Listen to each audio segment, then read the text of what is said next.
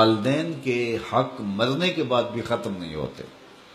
اعلی حضرت عظیم البرکت امام اہل محبت امام الشاہ احمد رضا خان فاضل بریلوی علیہ رحمہ نے تو باقاعدہ اس پر رسالہ تصنیف کیا اور مختلف احادیث سے 12 حقوق کا ذکر کیا جو مرنے والوں کے بعد ان کی اولاد کے ذمے عائد ہوتے ہیں۔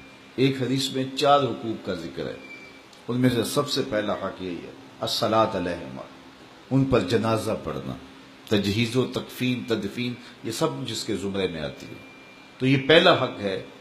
اور اگر اولاد خود جنازہ پڑھائے تو ان کی سعادت ہے، اور کسی نیک صالح شخص سے جنازہ پڑھوایا جائے، اس کا اہتمام کیا جائے، اور اولاد خود بھی جنازہ پڑھنے کی اہلیت اور صلاحیت رکھتی ہو تو یہ کتنی بڑی بات ہے۔ دوسرا حق استغفار لہما، ان کے لیے بخشش کی دعا کرنا۔ مرنے والوں کو انتقال کے بعد سب سے زیادہ ضرورت دعاؤں کی ہوتی ہے۔ حضور علیہ السلام کا فرمان ہے ہم جب کسی شخص کو بھی قبر میں دفن کر کے آتے ہیں تو اس کی حالت ایسے ہوتی ہے جیسے کوئی شخص پانی میں غوطے کھا رہا ہو۔ اس مشکل اور آڑے وقت میں اپنے پسماندگان کی طرف سے اگر اسے کسی چیز کا انتظار ہوتا ہے تو دعاؤں کا انتظار ہوتا ہے۔ کسی کے ہاتھ اٹھ جائیں اور کوئی میرے لیے دعا کرے۔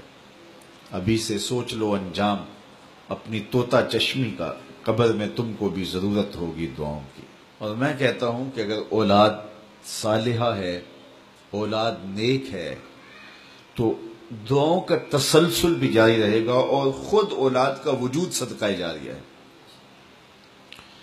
اولاد اگر عالم دین ہے تو وہ علم نفع بخش ہے، ماں باپ کو قبر میں نور اور روشنی کا ذریعہ ہے۔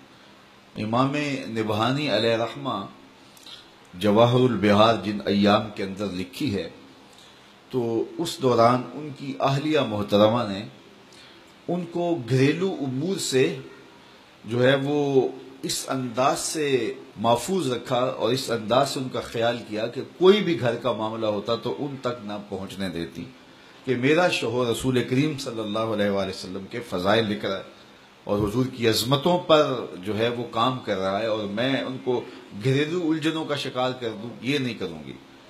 تو امام نبہانی نے وہ کتاب مکمل کی۔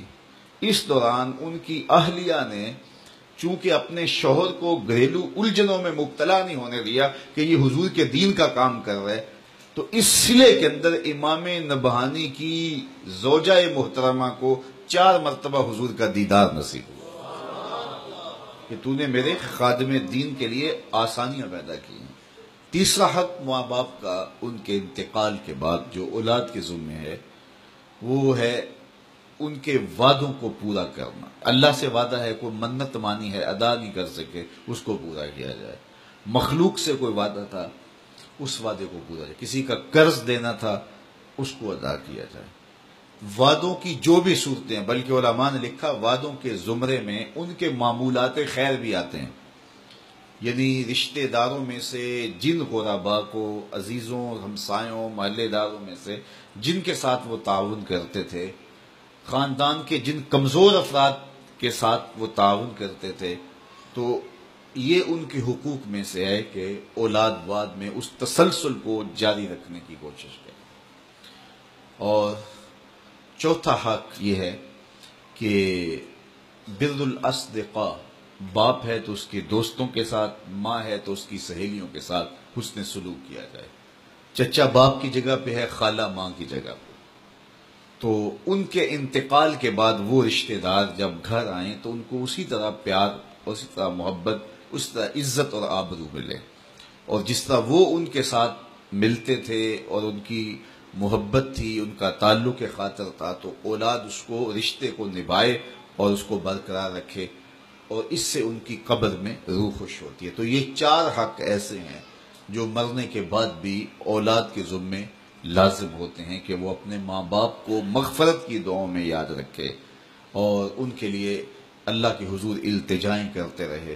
جو شخص ہر جمعۃ المبارک کو اپنے والدین کی قبر پہ سورہ یاسین کی تلاوت کرتا ہے تو اس کی بھی مغفرت ہو جاتی ہے اور ماں باپ کی بھی مغفرت ہو جاتی ہے۔